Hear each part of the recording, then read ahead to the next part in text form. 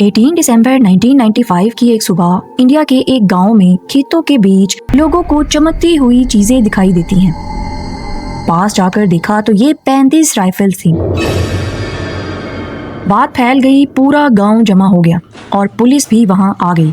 मामला तब संगीन हो गया जब टैंक तबाह करने वाले ग्रेनेड्स भी मिले। ये वाकया इंडियन स्टेट वेस्ट बंगाल में मौजूद पुरुलिया डिस्ट्रिक्ट में पेश आया था, जहां आसमान से गिरने वाले वेपन्स का मामला आज तक मिस्ट्री है।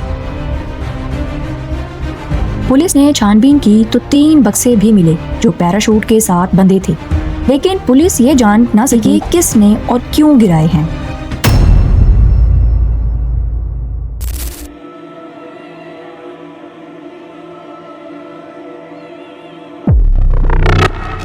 ये बात तो वाज़ह थी कि ये किसी जहाज की मदद से ही गिराए गए हैं।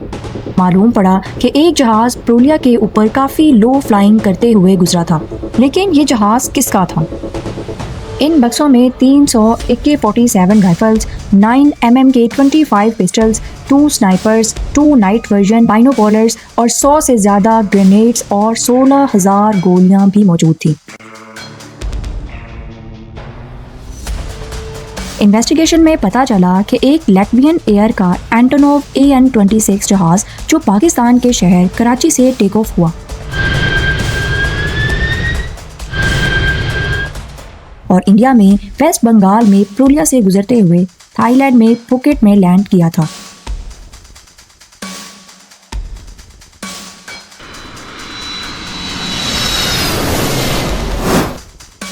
दिसंबर 1995 को फुकेट से वापसी पर इंडियन एयरस्पेस में दाखिल होते ही इसे मुंबई एयरपोर्ट पर लैंड करवाया गया। लैंड होने के 45 मिनट तक ना तो कोई सिक्योरिटी फोर्स आई और ना ही कोई दूसरा अमला आया। जहाज में टोटल 8 लोग थे, जिनमें एक किम डेवी था जो 18 साल से कम्युनिटी बिल्डिंग प्रोजेक्ट पर काम कर रहा था। दूसरा शख्स पीटर ब्लीच यूके की स्पेशल एयर सर्विस ग्रुप का मेंबर और वेपन्स का डीलर था, लेकिन कई सालों बाद पता चला कि ये यूके की एजेंसी MI6 का अंडर कवर एजेंट था। तीसरा शख्स दीपक मणिकांत था जो आनंदा मरगा का फॉलोअर था। हथियारों के एयर ड्रॉप के थोड़ा ही करीब आनंदा मरगा का हेडक्वार्टर था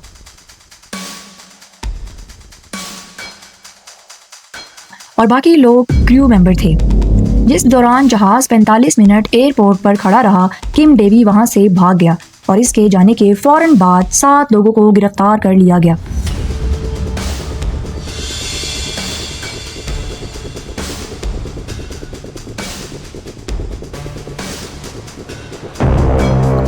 दौरान तफ्तीश पीटर ब्लीच ने बताया कि डेवी के ऑर्डर पर बल्गेरिया से वेपन्स का एक कंसाइनमेंट अरेंज किया है जो बांग्लादेश की मिलिट्री को देना था, लेकिन इसके लिए एयर ड्रॉप करने की क्या ज़रूरत थी?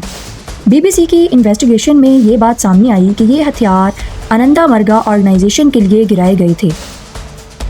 डेवी जो भाग गया था, CBI ने इसे बुलाने के लिए इंटरपोल से रब्ता किया।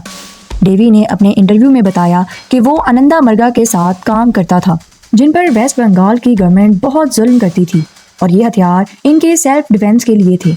इसने ये भी इंकशाफ किया कि इस काम में इंडियन कांग्रेस, प्राइम मिनिस्टर और रॉ के कुछ लोगों ने इसकी मदद की थी।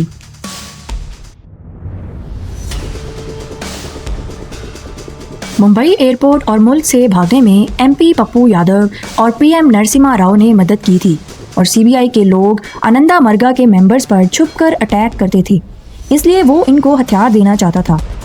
लेकिन आखिर इसमें कितनी सच्चाई है कि इंडियन कांग्रेस, प्राइम मिनिस्टर और रॉ ने इसकी मदद की थी? इसका कोई सबूत नहीं दिया गया। डेवी का कहना था कि अगर वो पकड़ा जाता तो सारा सच सामने आ जाता, इसलिए इसे मुंबई एयरपोर्ट से बाहिफाजत निकाला गया और इसे डेनमार्क भेज दिया गया। कलकत्ता हाई कोर्ट ने बाकी 7 मुल्जिमान को उम्र कैद की सज़ा सुनाई, लेकिन इसके बाद ये सारे एक एक करके छूटते गए।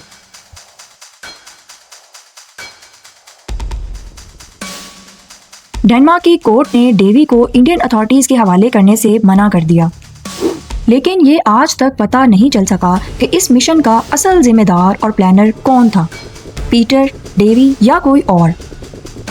मुंबई एयरपोर्ट पर सिक्योरिटी को पहुंचने में 45 मिनट क्यों लगे और डेवी कैसे भागा? इन सवालात का सही जवाब पिछले 30 सालों में नहीं मिला।